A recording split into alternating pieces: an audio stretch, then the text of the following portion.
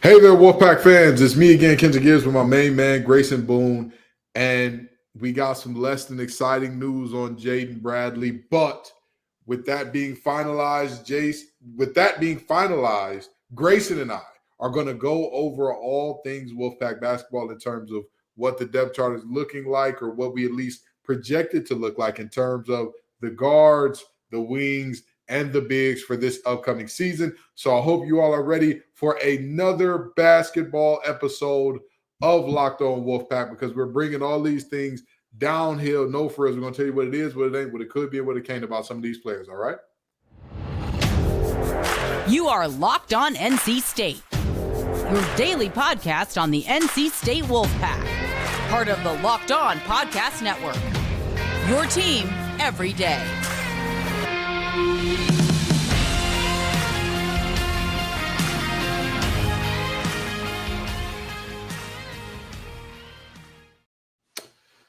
Grayson, how you doing, my man? I'm doing well. I got some bad news for us Wolfpack basketball fans, unfortunately. That's how we're going to open the show, with, I guess, some bad news. But I'm doing okay otherwise. How are you doing, Kenton? You know, I've been better, but I've been much worse. I don't care to complain nor explain. Let's get into this bad news.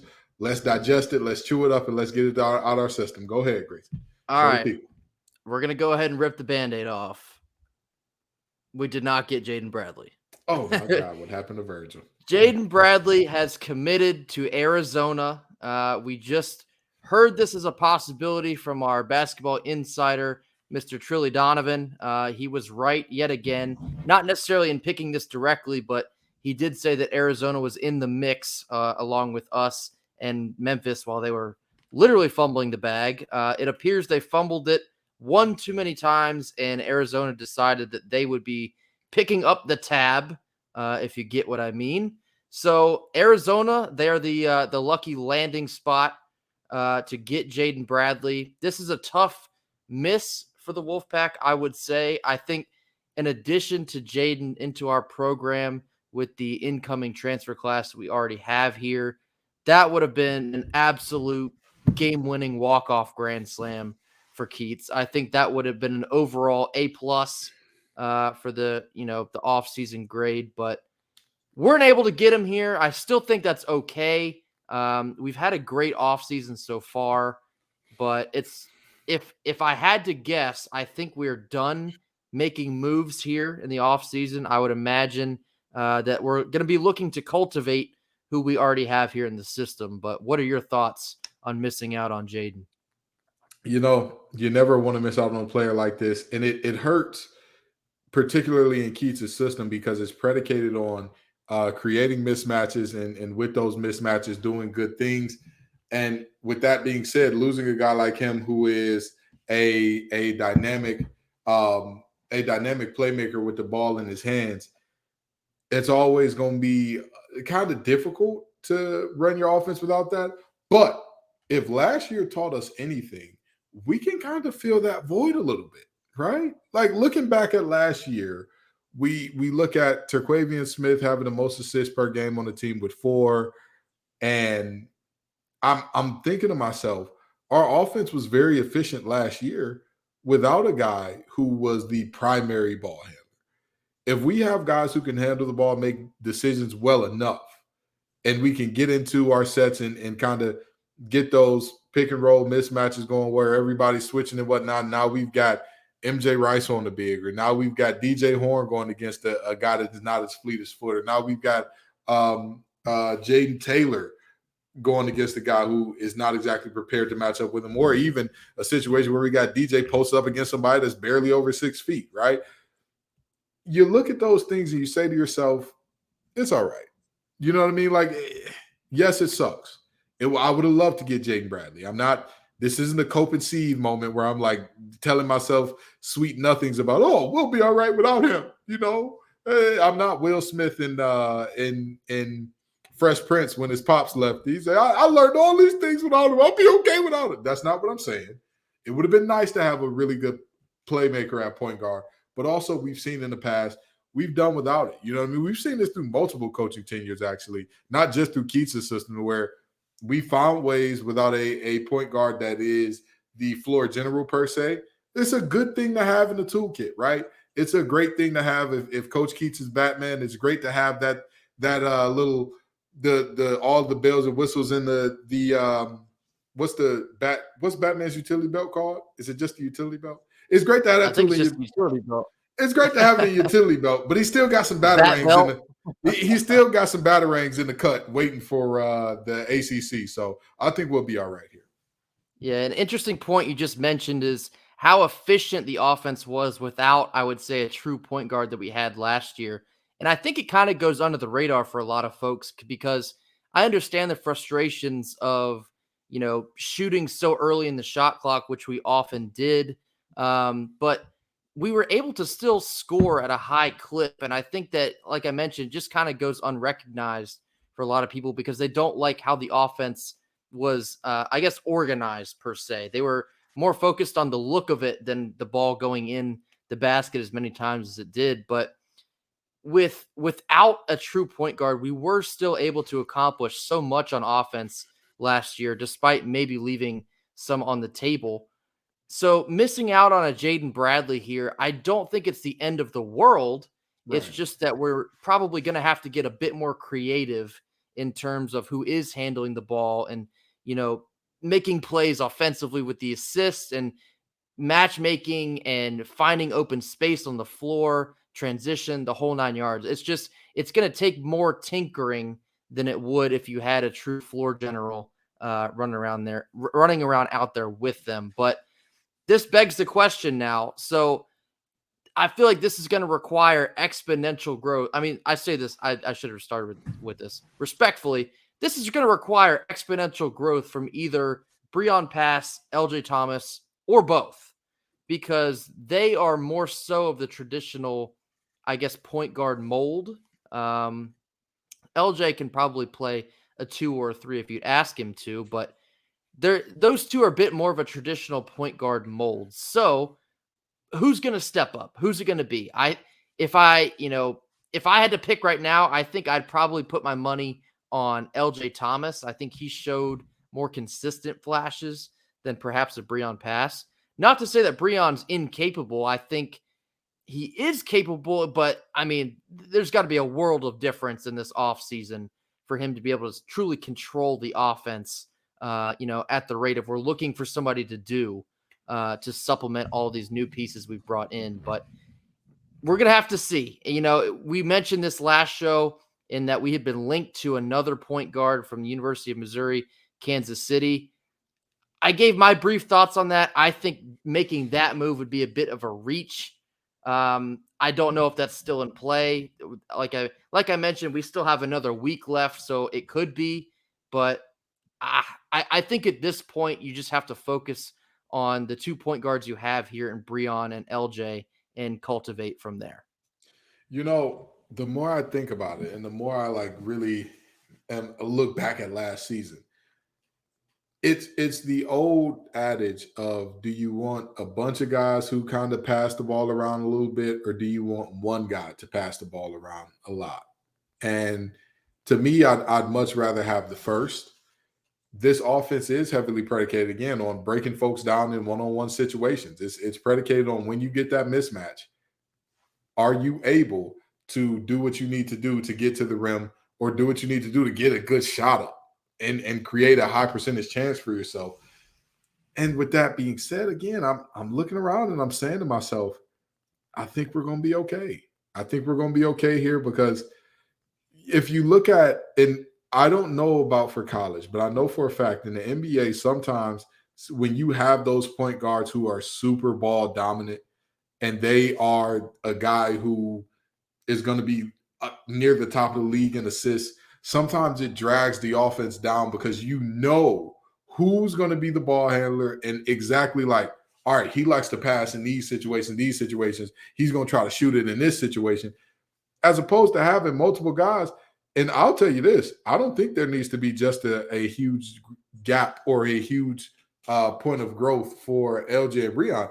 I think that every guy in our backcourt, every guy on the wing needs to take a step forward in terms of their ball handling and decision-making.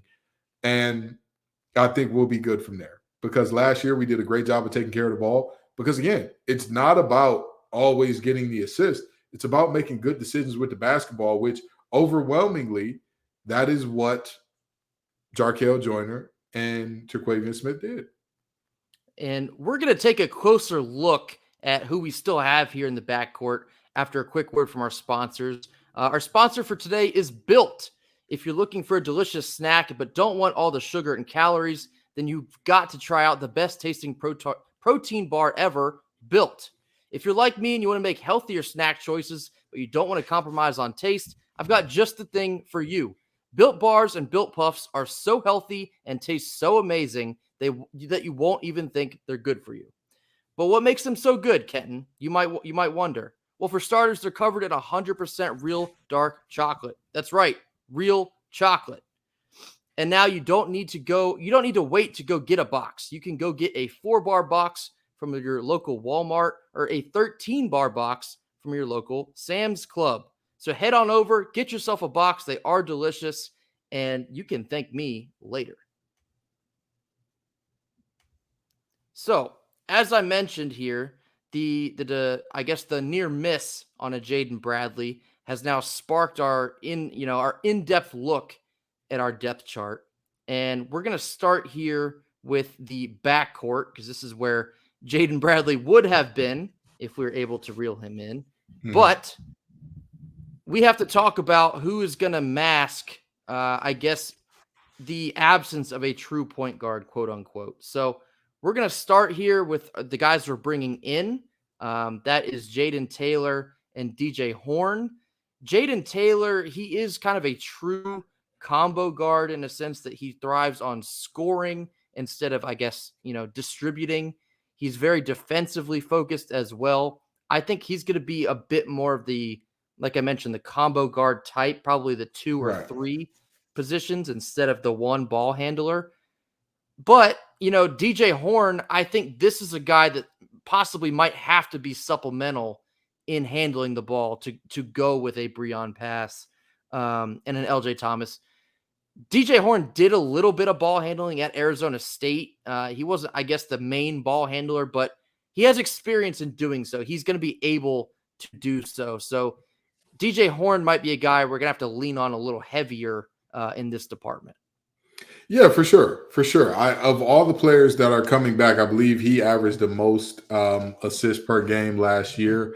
I'm fairly certain about that. And with that being said, like you talked about, somebody's going to have to step up. Somebody's going to have to do the role of, in terms of somebody needs to pass the ball effectively and at a high level. And it's probably going to have to be him, because obviously when you look at, fast break situations and all that, who you want the ball to be in their hands, making the decisions on the fly there. And I think that DJ Horn is a guy that's proven he can do that. But again, this is why I said that every player needs to raise their level a little bit, because the way that this team is currently constructed, I want multiple guys that I can trust and say, hey, if it comes to Jaden, you need to push the break and you need to be the one with the ball in your hands. I need you to either make that decision to throw up a lob or go ahead and pull up for the mid-range, or go in and dive in and try to get a layup for yourself, get it 2 points, however we're going to get it. Whatever the case may be, I want guys who are going to be good decision makers with the ball in their hands. So yes, DJ Horn is most likely.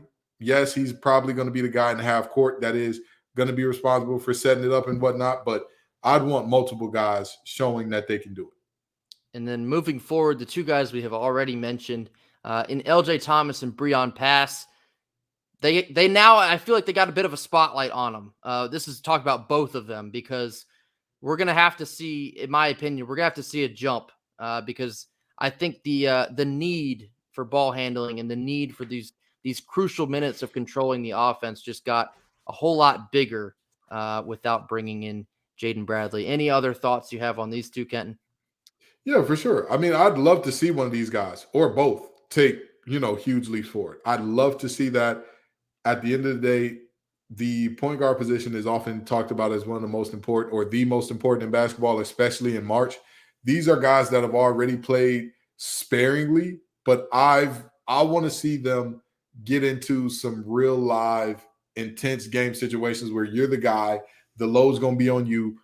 Let's see how you react here if we have a situation where our transfers, who are the older guys, are not, quite doing what we expect them to do coming in. But with that being said, if Horn and Taylor are just playing that great a ball to where it's like it's hard to get you on the court, I'm not mad at that either. I want the best five on the court at all times. I want the best five, the five that are going to do the most positive things by the team on the court.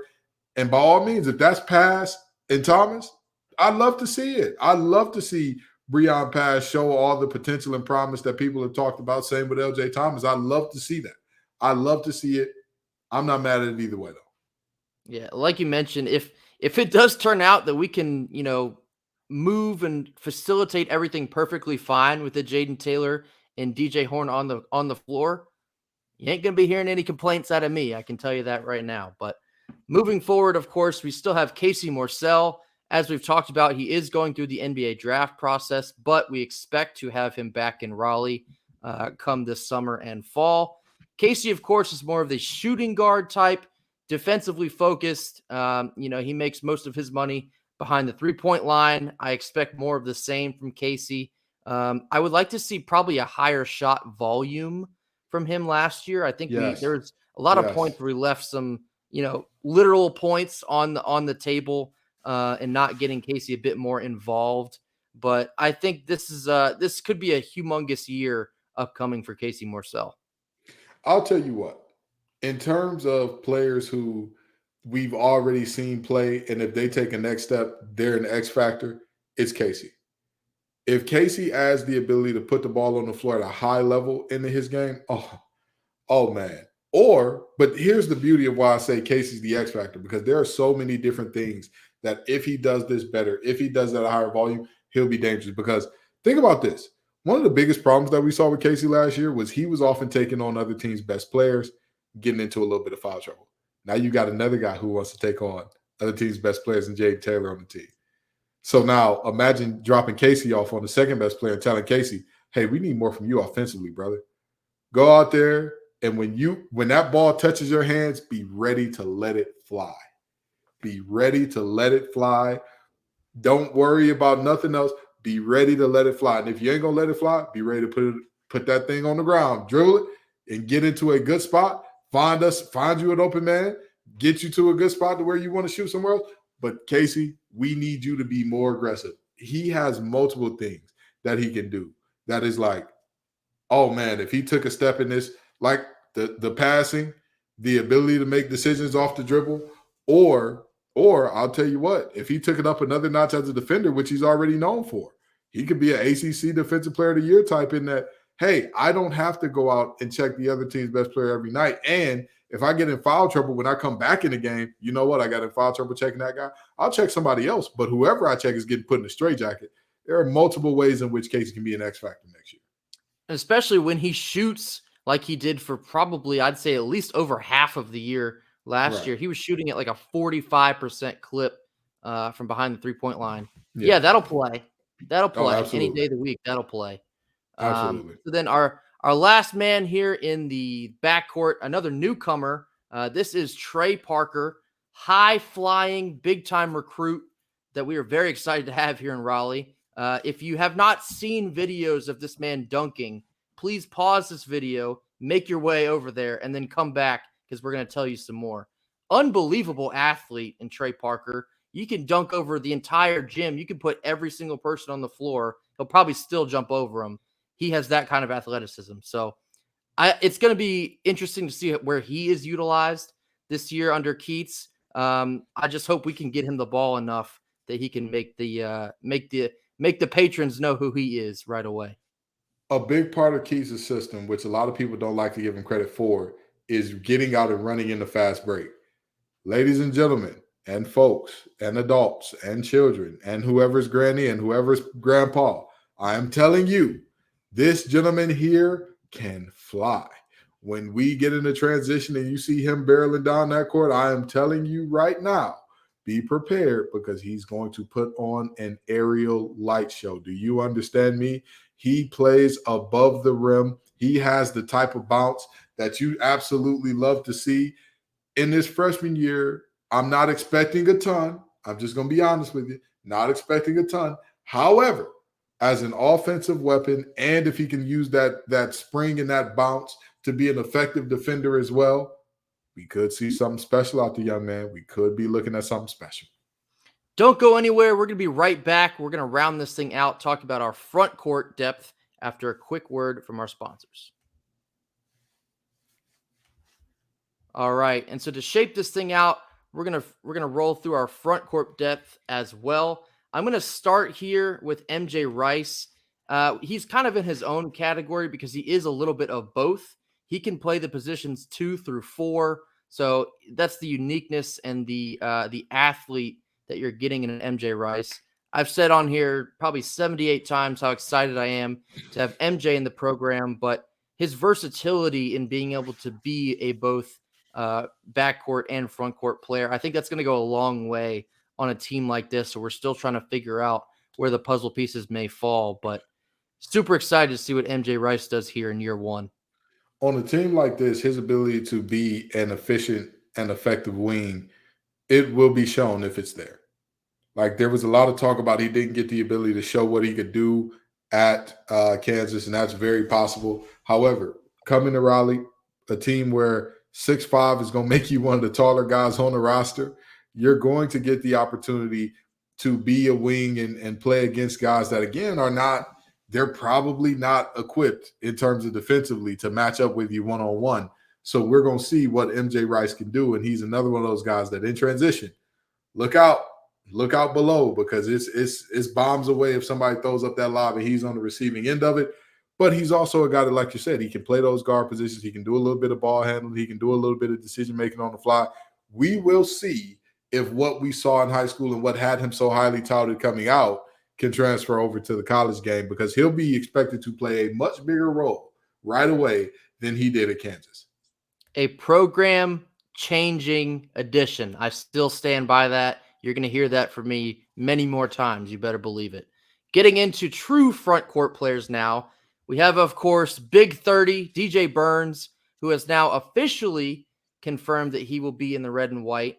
I think amongst a lot of us that was already expected, but it was kind of nice to see him reassure all of us, as fluid as the transfer portal situation is these days. But DJ's gonna be a main fixture. There is no confusion there. He's gonna be a main fixture. He's quickly become basically the face of the program here, and he's gonna be in an even bigger role, literally, than you saw last year. He's gonna have to be more involved on defense. We're gonna be looking to him to score about the same volume, if not even higher, than what we saw last year. It's gonna be a very crucial year for DJ Burns. And then, of course, you also have Ernest Ross. And unfortunately for Ernest, I feel like he's been getting forgot about with all this talk about who's staying, who's going, and all these new pieces. Ernest is, he was an unsung hero, I would say, from this past season. He had a couple games, I think, how soon we forget, where he essentially went out and won the ball game for us. So Ernest is here. I want to see some more development from him, both offensively and defensively. He's just that scrappy player that finds a way to put the ball in the bucket.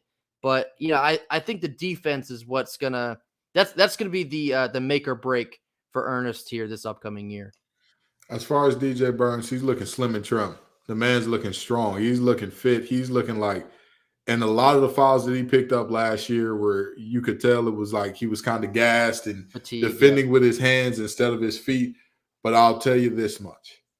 When we look at what he does offensively when he's rolling, I said it all year long. It doesn't matter if he always is going to finish with that left hand. It doesn't matter. You cannot stop it. You cannot stop it.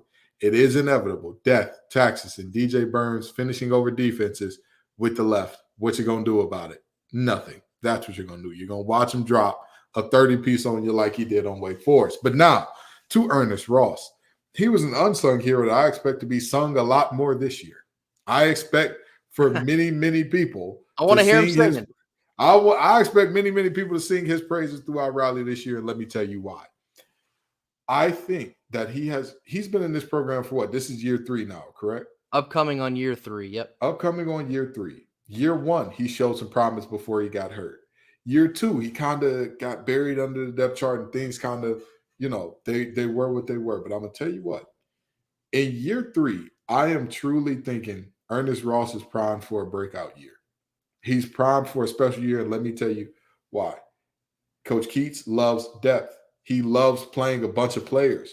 We now have the depth to do so, to drag out a bunch of different lineups to see who fits with who works with who does what well, and all that good stuff. And I'm gonna let you in on a secret.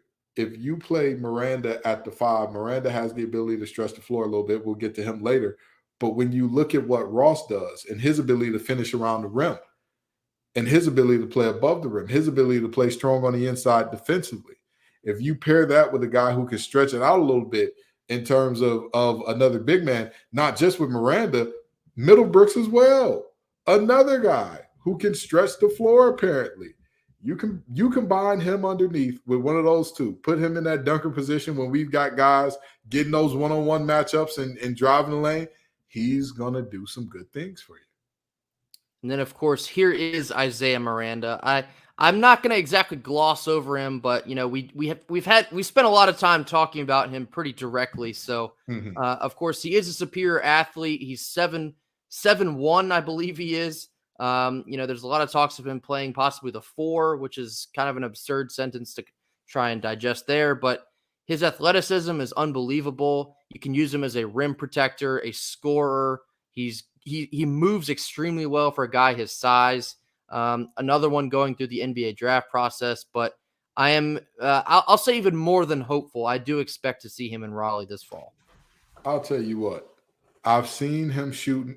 I've heard that he has a little bit of touch.